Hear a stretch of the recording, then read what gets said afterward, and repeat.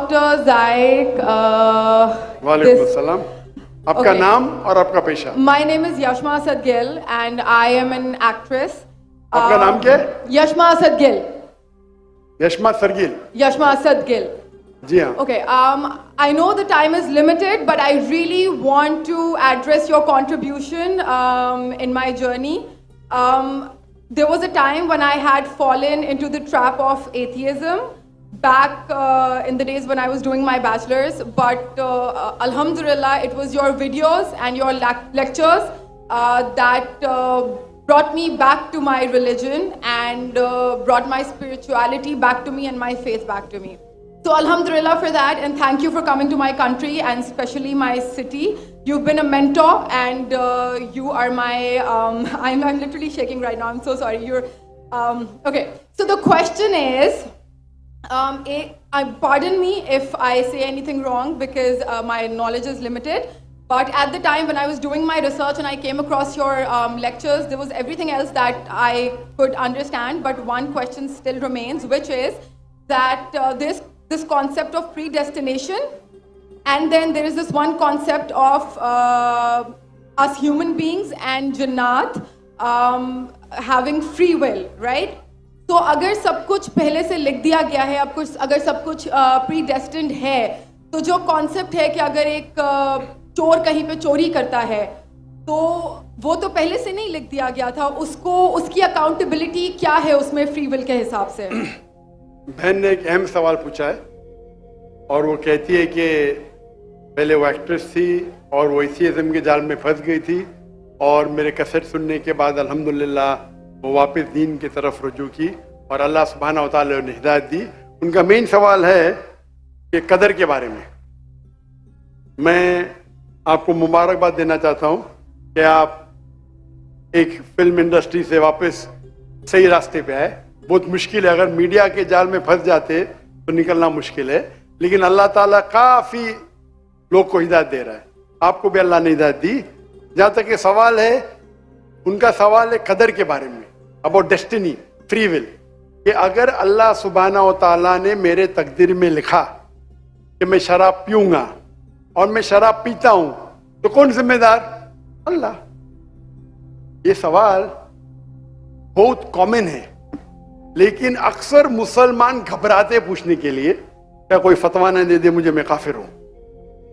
अल्लाह सुब्हानहू व तआला कुरान मजीद में इंसानों को एनकरेज करते सवाल जवाब के लिए.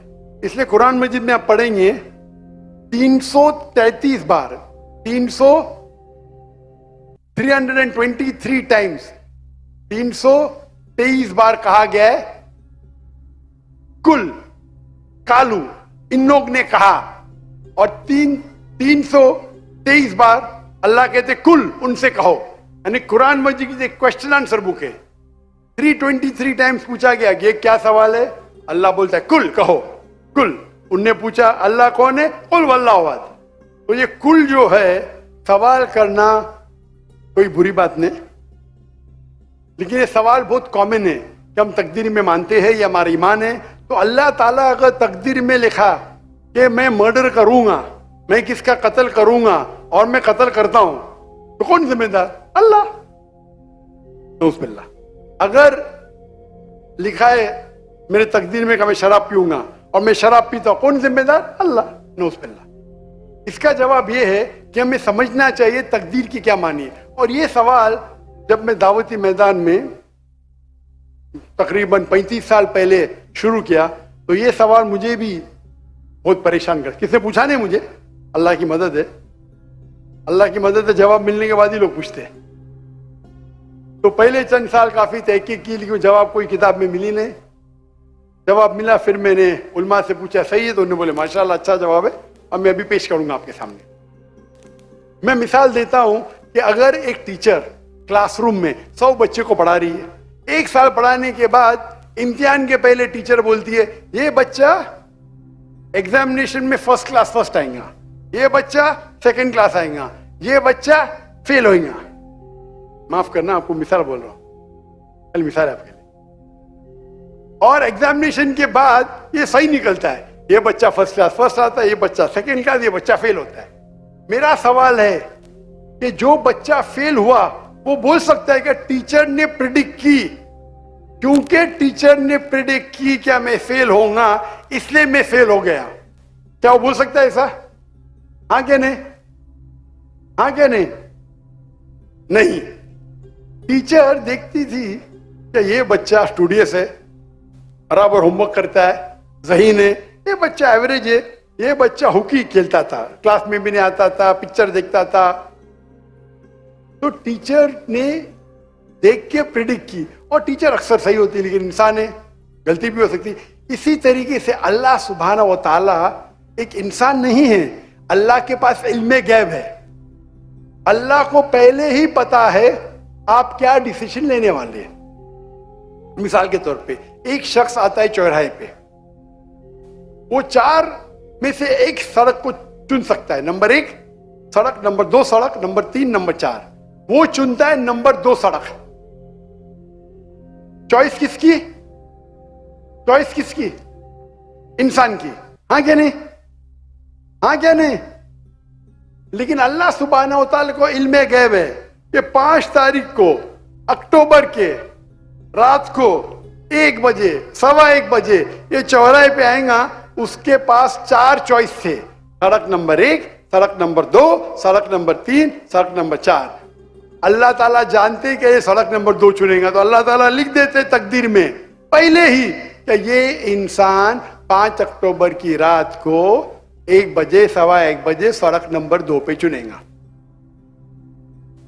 تو سڑک نمبر 2 کس نے چنا, اللہ نے یا کیا انسان نے؟ اللہ نے چنا یا انسان نے چنا؟ انسان نے چنا. تو کون ذمہ دار, اللہ یا انسان؟ اللہ یا انسان؟ انسان. وہ آگے جاتا ہے اور 3 سڑک آتے, سڑک اے, سڑک بی, سڑک سی. وہ چنتا ہے سڑک اے, اللہ تعالیٰ جانتا ہے کہ وہ سڑک اے چنے گا, لکھ دیتا ہے. کون ذمہ دار؟ انسان. اللہ جانتے ہیں کہ گریجویشن پاس کرنے کے بعد وہ انسان ایمانداری سے کما سکتا ہے یا چیٹنگ کر کے کما سکتا ہے. وہ چیٹنگ کر کے کماتا ہے, اللہ تعالیٰ لکھ دیتے کہ گریجویشن کے بعد یہ انسان کو آپشن نمبر تھا ایمانداری سے کمائے, چیٹنگ کر کے کمائے. وہ چیٹنگ کر کے کمائیں گا, ایڈوانس میں لکھتے. تو اس سے ہمیں ظاہر ہوتا ہے کہ اللہ چن رہا ہے کون؟ انسان. لیکن اللہ تعالیٰ کے پاس علم غیب ہے, تو اللہ تعالیٰ اسی لیے لکھ رہے ہیں کیونکہ وہ جانتے ہیں کہ وہ انسان یہ غلط کام کریں گے. یہ نہیں کہ اللہ لکھتے ہیں اور وہ انسان غلط کام کرتا ہے, کیونکہ وہ انسان غلط کام کرنے والا ہے. اللہ جانتے ہیں, اللہ ایڈوانس میں لکھتے. تو کون ذمہ دار؟ انسان. تو اللہ کے پاس علم غیب ہے, اور اللہ سبحانہ و تعالی کبھی غلطی نہیں کرتے.